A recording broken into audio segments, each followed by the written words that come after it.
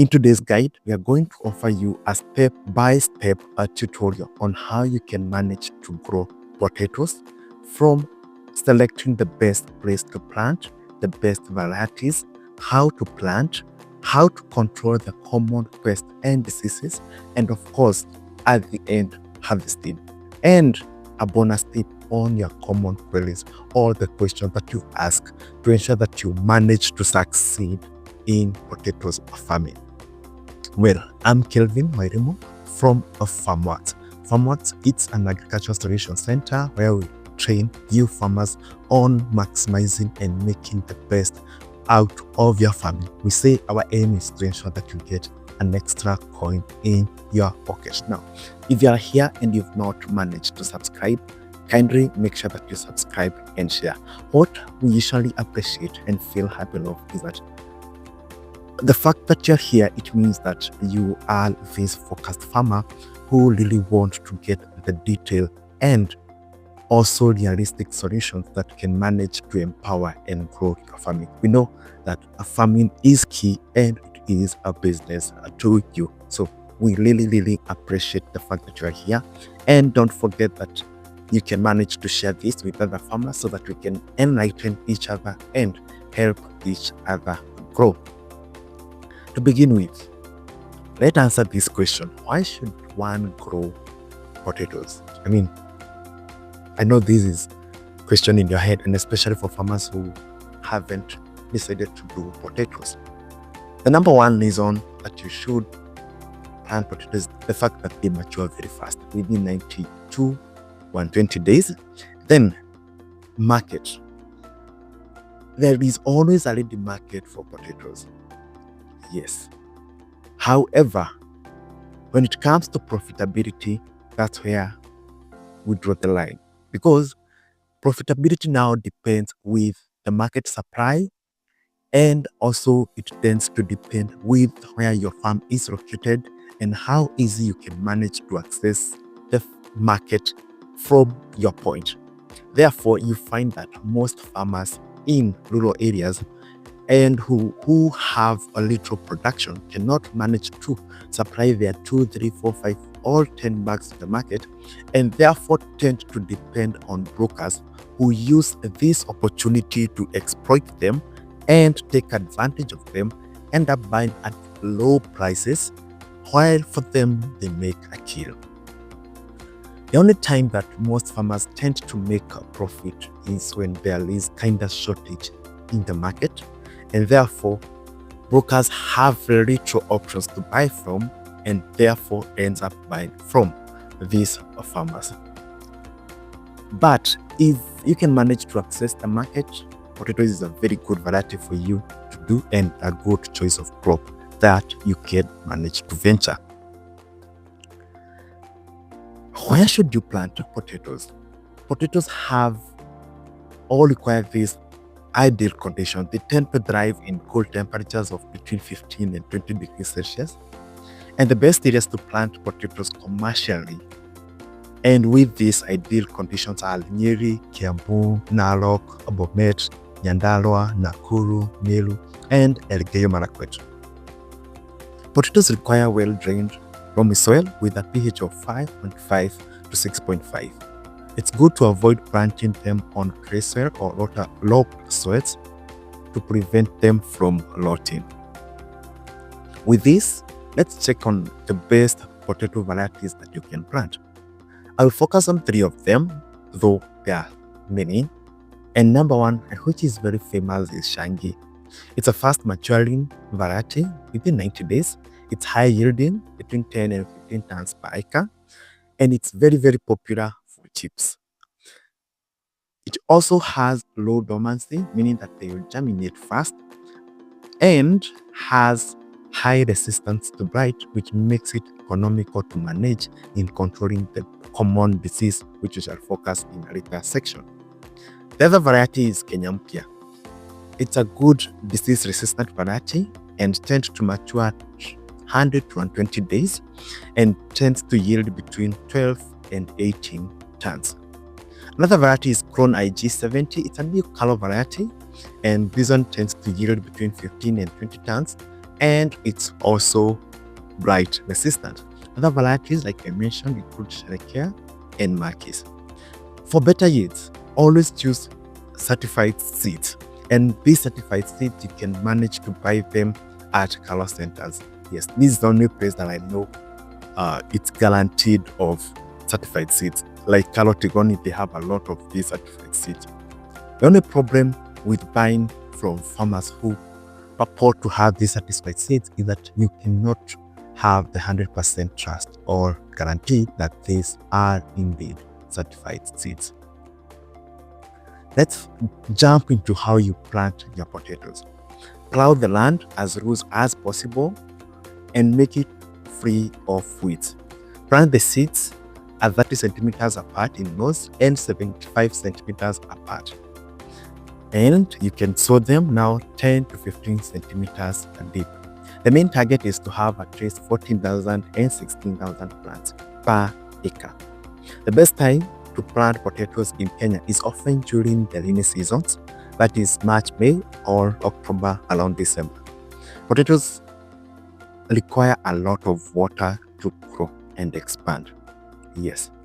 And if they do lack this water, they tend to give poor yield. After sprouting, make sure that you ledge or cover with the soil.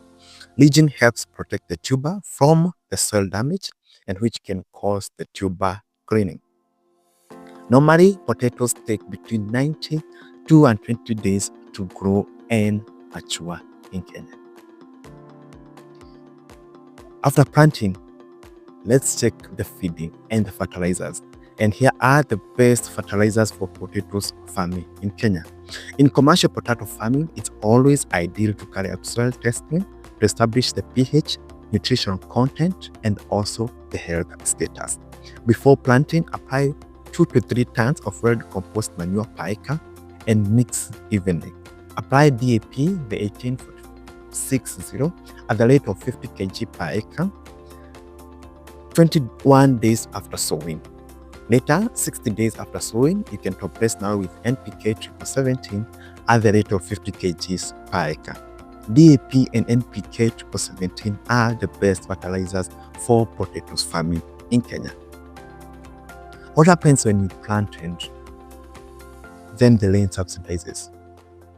Potatoes, as I've said, need a lot of water to develop big tubers. Constant moisture is paramount during tuber formation, but also ensure that you avoid over-irrigation to prevent root rot. In dry seasons, water at least 2 to 3 times weekly. Drip irrigation is often the most efficient system in dry seasons. Let's check out now the big problem in potatoes farming, and that is pests and diseases. And here are the common pests in potatoes farming. Number 1, aphids. These are sap-sucking insects, and they tend to transmit viral diseases in potatoes, like the potato leaf roll virus. Aphid-transmitted viruses probably cause greater economic loss in potato production than all other insect-related damage. So you have to make sure that you control them as much as possible. You can spray the under or profile insecticide mixed with the integral aquavit sticker to control them. The other one is potato cyst nematode, the PCN. Nematodes are tiny microscopic worms with some soil-dwelling species infecting and adversely affecting most, if not all, cultivated crops. The management of potato cyst nematodes is particularly challenging due to the pest's ability to survive in the soil as tiny protective cysts. Initially, crop display patches of poor growth, and affected plants show chlorosis and wilting with poor top growth. These symptoms develop from the ground of the crop upwards. If an affected plant is lifted carefully, it should be possible to see many pinhead-sized spherical objects known as cysts on the roots.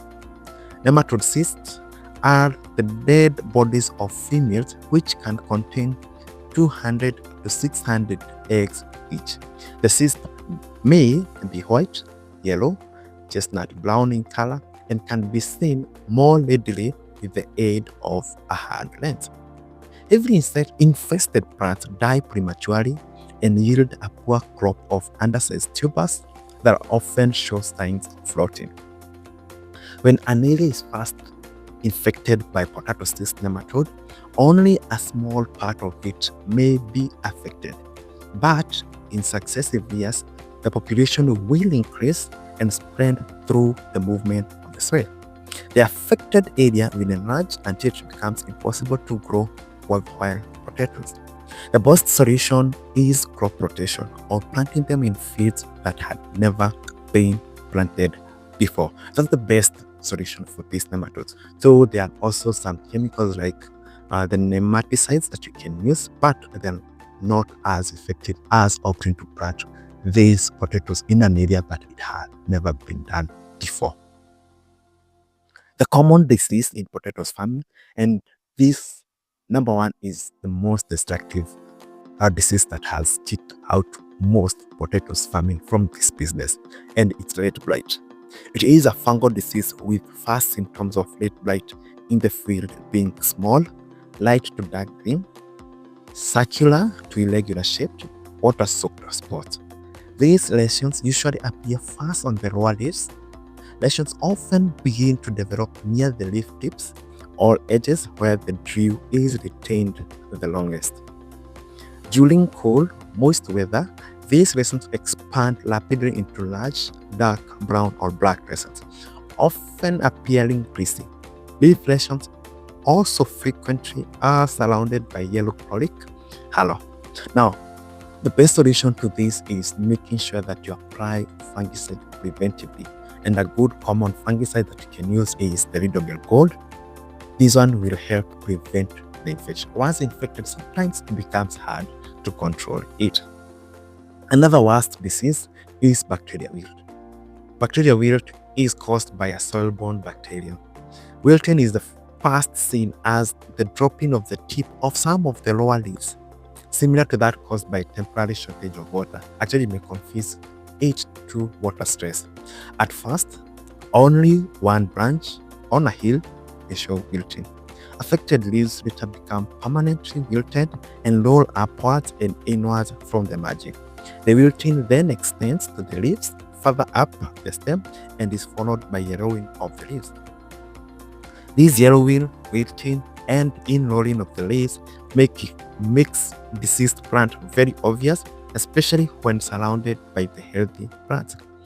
The leaves finally turn brown and fall off, beginning at the base of the stem and continuing upwards. Unfortunately, in most cases, this disease tends not to have any cure.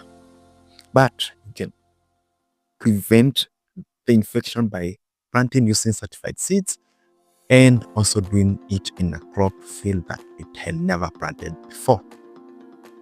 With this now, by the end of 90 to 120 days, your potatoes are ready to harvest. And harvesting happens by just digging them gently with a fork, uprooting it, and this will help avoiding damaging the tuber. At this section, this is where we answer your frequently asked questions about potato farming. Question number 1, how long does it take to grow? Normally, potatoes take 90 to 120 days to mature, depending on the variety and the management. Which potato varieties are the best? Like we said, Shangi, Kanyampia, Corona G70, the Shelekea are among the best potato varieties to plant for high yields and disease resistance.